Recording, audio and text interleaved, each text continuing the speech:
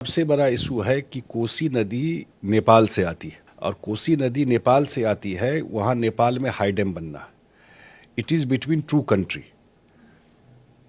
Diplomatic issue भी है उसके साथ जुड़ा हुआ, ट्रीटी भी है। मैं खुद मंत्री रहा हूँ इस विभाग में, बिहार सरकार में, वाटर रिसोर्स का, तो मैं थोड़ा और भी जानता हूँ। और जब तक वहाँ भी सरकार बहुत स्टेबल नहीं रहती है नेपाल में, तो अब उनके कंसेंट के बिना ये हो नहीं सकता है।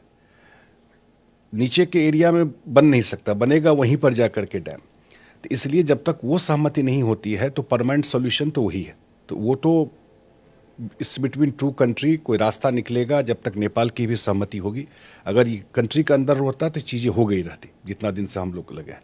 लेकिन इस पार्ट में भारत सरकार भी और बिहार सरकार, अब पिछले बजट में जितना पैसा निर्मला सीतारमन जी ने, भारत सरकार ने दिया है फ्लड मैनेजमेंट के लिए, तो बहुत सारा आपको उसका काम दिखाई पड़ेगा ग्राउंड पर। बहुत काम हुआ भी है जिसका इम्पैक्ट, एक बार कोसी ट्रेजेडी हुआ था 2008 में, उसके बाद बहुत सारा काम वहाँ हुआ और वर्ल्ड बैंक से पैसा लेकर के बिहार सरकार ने बहुत सारा काम वहाँ पर किया है और अभी भी बहुत सारा काम वहाँ पर चल रहा है। मुझे लगता है काफ़ी फ्लड, अब उस लेवल का फ्लड अब दिखाई भी नहीं पड़ता होगा, काफ़ी मिनिमाइज हुआ है। लेकिन परमानेंट सॉल्यूशन में हम लोग भी परस्यू कर रहे हैं यहाँ से, और सब लोग सेंसिटाइज है जिन लोगों को करना है, चाहे विदेश मंत्री हों, चाहे अमित शाह जी हों, और वो लोग भी अपने लेवल से नेपाल से बात कर रहे हैं।